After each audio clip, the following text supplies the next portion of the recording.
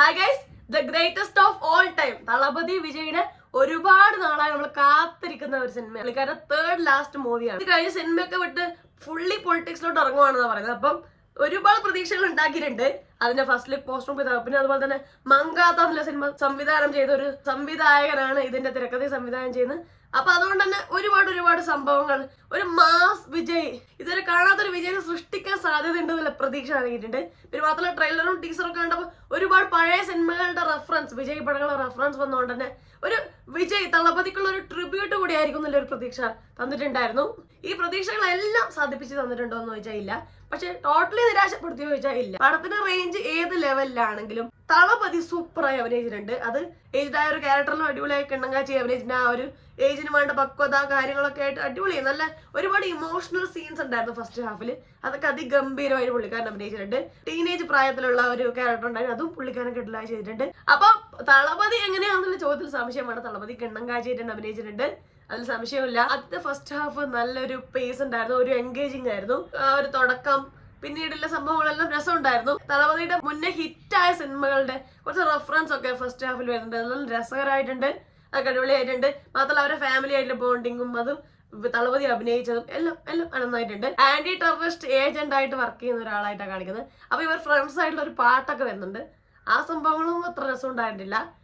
First half സീനുകൾ നമ്മൾ കാണിച്ചതും അത് കണക്ട് ചെയ്ത് നല്ല രസം ഉണ്ടായിരുന്നു. കുറച്ച് സെക്കൻഡ് ഹാഫ് ഒരു പകുതി വരെയൊക്കെ കുഴപ്പമില്ലാതെ പോയി. ക്ലൈമാക്സോട് അടുത്തെത്തിയപ്പോഴാണ് സംഭവം കുറച്ചൊന്നും എന്താ പറയാ, സംഭവം പാളി എന്നുള്ളൊരു ഫീലിംഗ് ഉണ്ടാക്കിയത്. കാരണം വളരെ മുന്നേ നമ്മൾ കണ്ട ഒരു തള്ളി മറിക്കുപോന്നുള്ള വിജയ് പടങ്ങൾ നമ്മൾ ഇഷ്ടംപോലെ കാണുന്നതാണ്.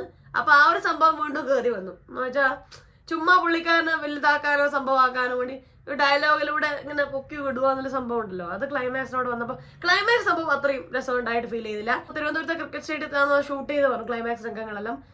അതുപോലെ തന്നെ ക്രിക്കറ്റ് അതിന്റെ ഇടയിൽ മിക്സ് ഒക്കെ ആക്കി അതായത് ആ ഒരു ഫൈറ്റ് സീനുകളും ആ സംഭവം സ്റ്റേഡിയത്തിൽ നടന്ന കാര്യങ്ങൾ അത്ര രസകരമായിരുന്നില്ല. ഇതിൽ ഒരുപാട് പഴയകാല നടന്മാർ വന്നിട്ടുണ്ട്. ലൈല, സ്നേഹ, പ്രശാന്ത്, പ്രഭുദേവ്.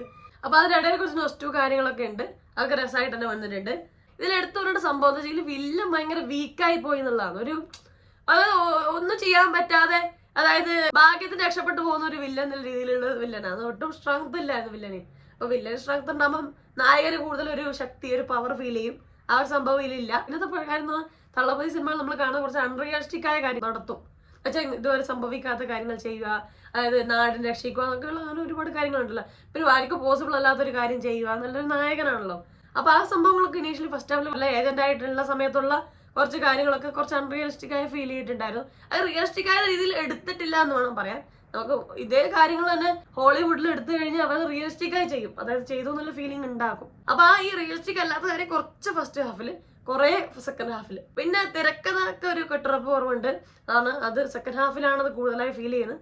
ഫസ്റ്റ് ഹാഫ് അത് എൻഗേജിങ് ആയിട്ട് തന്നെ പോകുന്നുണ്ടായിരുന്നു. പിന്നെ പറയേണ്ടത് യുവൻ ശങ്കർ രാജയുടെ മ്യൂസിക് ആണ്. ഒരു തരത്തിലും പടത്തെ സപ്പോർട്ട് ചെയ്തിട്ടില്ല.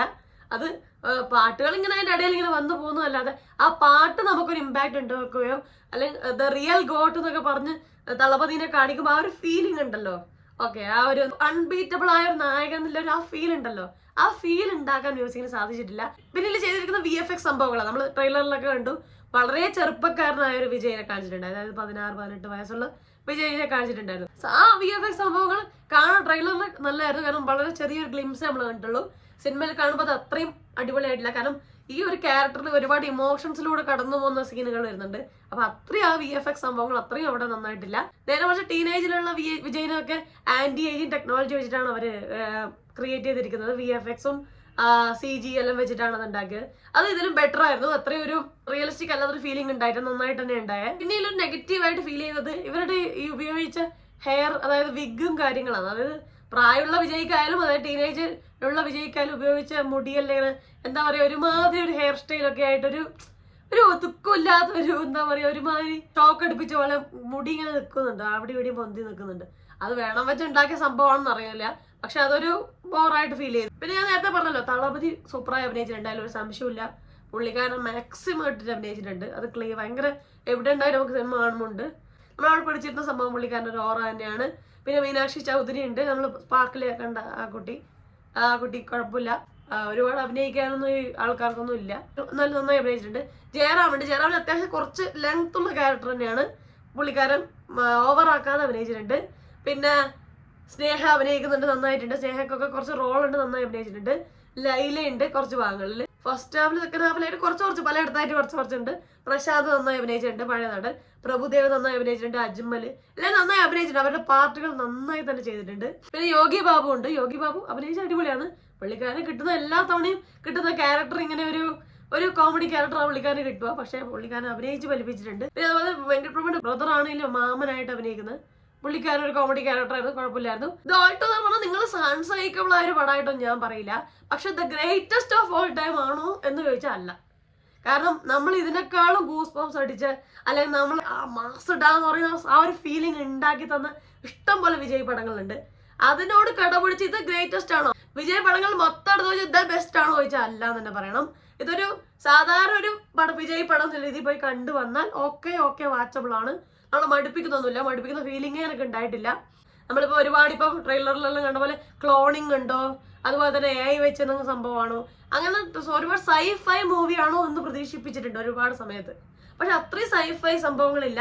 പിന്നെ ലാസ്റ്റാണ് പിന്നെ ക്ലോണിങ് സംഭവങ്ങളൊക്കെ കാണിക്കുന്നുണ്ട്. മേ ബി സെക്കൻഡ് പാർട്ട് ഉണ്ടെന്ന് സിനിമ കണ്ടാൽ മനസ്സിലാവുന്നുണ്ട്. മേ ബി സെക്കൻഡ് പാർട്ട് ഒരു സയൻസ് സംഭവങ്ങളും കൂടെ ആഡ് ചെയ്യപ്പെടുമായിരിക്കും. ഒരു ഫാമിലി ആയിട്ടും അല്ലെങ്കിൽ പിള്ളേർക്കായാലും പോയി അടിച്ചുപൊളിയായി വാച്ച് ചെയ്ത് വരാൻ പറ്റുന്ന ഒരു തിയേറ്റർ എക്സ്പീരിയൻസ് ആയിരുന്ന ഒരു സിനിമ. ഭയങ്കര സംഭവമല്ല എന്ന് ക്ലിയർ ആയിട്ട് പറയാം. ദ ഗ്രേറ്റസ്റ്റ് അല്ല ക്ലിയർ ആയിട്ട് പറയാം. ബട്ട് ദ ആവറേജ് ആണ്. ഒരു സാധാ വിജയ് പടം കാണുന്ന ഫീൽഡിൽ പോയി കണ്ടാൽ ഓക്കെ വാച്ചബിൾ ആണ്. അപ്പൊ അത്രയേ ഉള്ളൂ. നിങ്ങൾക്ക് ഈ സിനിമയെ കുറിച്ചുള്ള അഭിപ്രായം എന്താ? താഴെ കമന്റ് ചെയ്യുക. നിങ്ങൾ കണ്ടവരാണോ? നിങ്ങളൊരു വിജയ് ഫാൻ ആണോ? അല്ല വിജയ് ഫാൻ അല്ലേ? എന്തൊക്കെയാണ് നിങ്ങൾ ഈ സിനിമ കണ്ടപ്പോ തോന്നിയത്? ഇത് വിജയുടെ ബെസ്റ്റ് ഫിലിം ആണോ? ദ ഗ്രേറ്റസ്റ്റ് ആണോ? എന്തൊക്കെയാണ് നിങ്ങൾക്ക് ഈ സിനിമയെ കുറിച്ച് തോന്നിയ അഭിപ്രായങ്ങൾ? ഭയങ്കര നെഗറ്റീവ് തോന്നുന്നുണ്ടോ, വരെ കണ്ടിരിക്കാൻ പറ്റുമോ? എല്ലാം താഴെ കമന്റ് ചെയ്യണേ. അപ്പൊ അത്രയേ ഉള്ളൂ. എല്ലാവരും ഹാപ്പി ആയിട്ട് ഇരിക്കാൻ പറ്റുമോ? റിവ്യൂ, റിയാക്ഷനോ, സോഷ്യൽ ഷെയർ നെക്സ്റ്റ് ടൈം അതുവരെ ബൈ ബൈ.